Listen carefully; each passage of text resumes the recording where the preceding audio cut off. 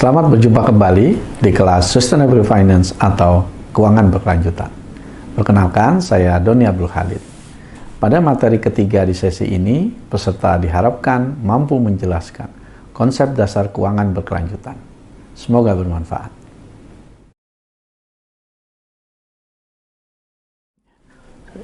Pada sesi sebelumnya, kita sudah membahas mengenai pembangunan berkelanjutan, bagaimana keuangan berkelanjutan bisa mendukung transformasi menuju pembangunan berkelanjutan, serta melihat perkembangan keuangan berkelanjutan sejauh ini. Keuangan berkelanjutan bisa mendukung pembangunan berkelanjutan melalui proses pengalokasian sumber daya keuangan, melalui proses memonitor perusahaan, dan juga melalui pengaplikasian manajemen risiko berbasis aspek lingkungan dan sosial. Perlu ada penyesuaian terhadap konsep keuangan konvensional yang selama ini digunakan.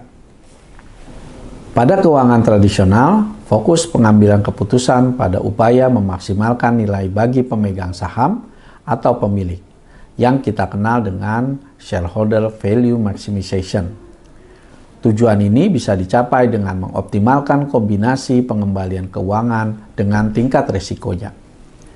Meskipun shareholder value juga harus melihat jangka menengah dan jangka panjang, namun adanya insentif untuk fokus pada jangka pendek, yaitu dikarenakan adanya benchmarking terkait kinerja investasi yang biasanya dilakukan secara bulanan atau triwulanan.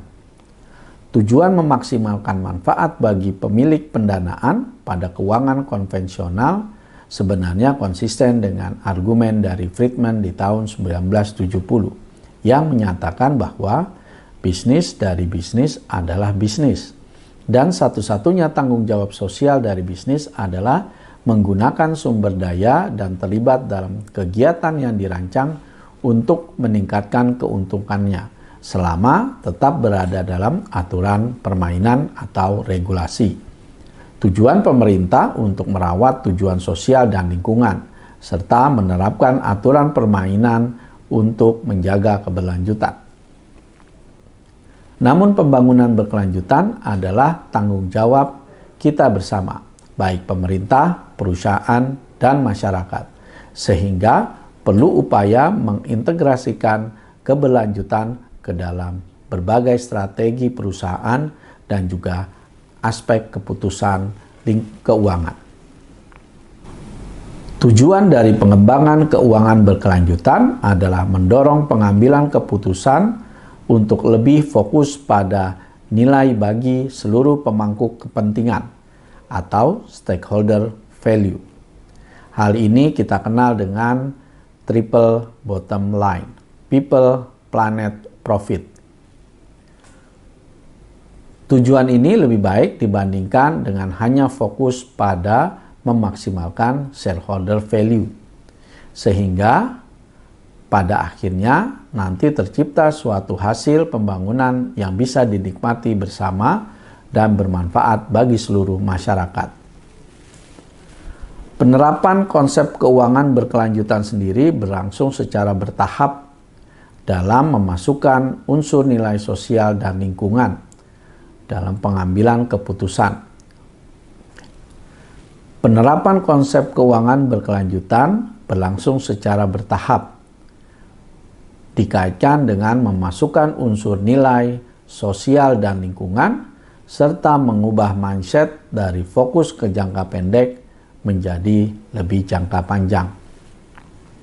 Tingkat pengaplikasian keuangan berkelanjutan bisa dibagi menjadi 3 tingkatan menurut Bruegel di tahun 2017, yaitu Sustainable Finance 1.0, Sustainable Finance 2.0, dan Sustainable Finance 3.0.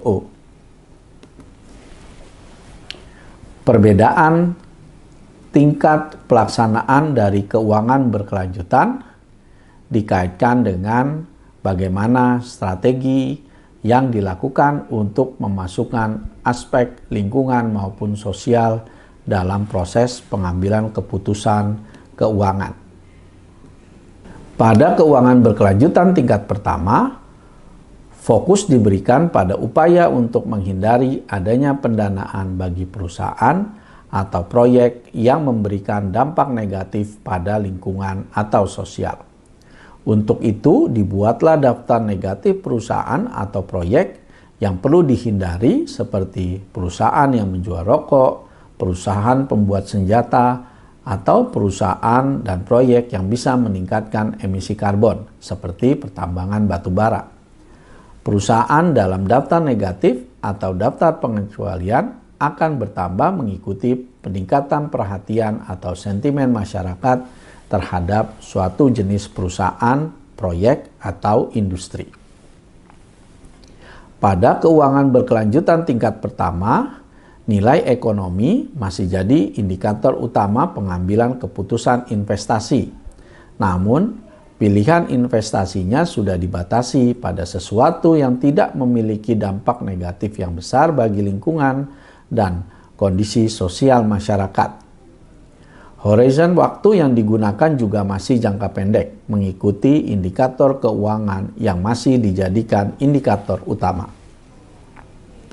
Pada keuangan berkelanjutan tingkat kedua, sudah ada upaya menggabungkan dampak negatif eksternalitas sosial dan lingkungan secara eksplisit ke dalam proses pengambilan keputusan.